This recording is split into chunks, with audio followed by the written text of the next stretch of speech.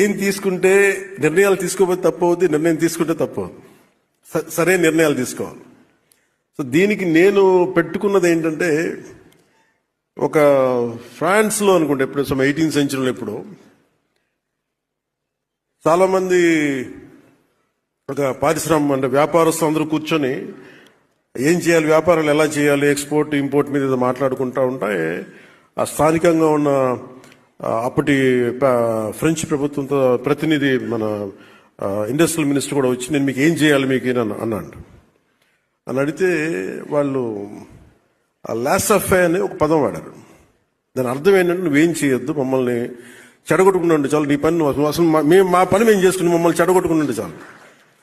So నేను ఈరోజు చేసింది, నేనేదో మంత్రిగా ప్రమాణ స్వీకారం చేసి డిప్యూటీ సింగ్ ప్రమాణ స్వీకారం చేసి నేను నా సొంత తెలివితేటలు నేనేం వాళ్ళ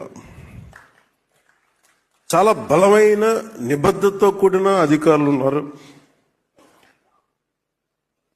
చాలా అసలు రిఫార్మ్స్ కావాలి అని చెప్పి ఆకాంక్షించే వెంకటకృష్ణ గారు లాంటి అధికారులు ఉన్నారు. దీనిని ఆయన అనుభవంతో గైడెన్స్ చేసే ప్రిన్సిపల్ సెక్రటరీ గారు ఉన్నారు, శశిభూషణ్ గారు. దీనిని ప్రాక్టికల్గా కేరళ నుంచి వచ్చి అక్కడ మన పంచాయతీరాజ్ వ్యవస్థ ఎంత బలంగా వీళ్ళు అనుకున్నదో మనకు తెలుసు. ఆ అనుభవం ఇక్కడ మన కృష్ణతేజ గారి ద్వారా, కమిషనర్ గారి ద్వారా రావడం. సో నేను జనరల్గా ఏం చెప్తారంటే, నేను వచ్చినప్పుడు గతంలో ఎలా ఉండేదని అడిగాను, చాలా రివ్యూస్ చేశాను. చేస్తే వాళ్ళు ఏం చెప్పేవాళ్ళు అంటే, ప్రతి దాంట్లో ట్రాన్స్పరెన్సీ లేదని.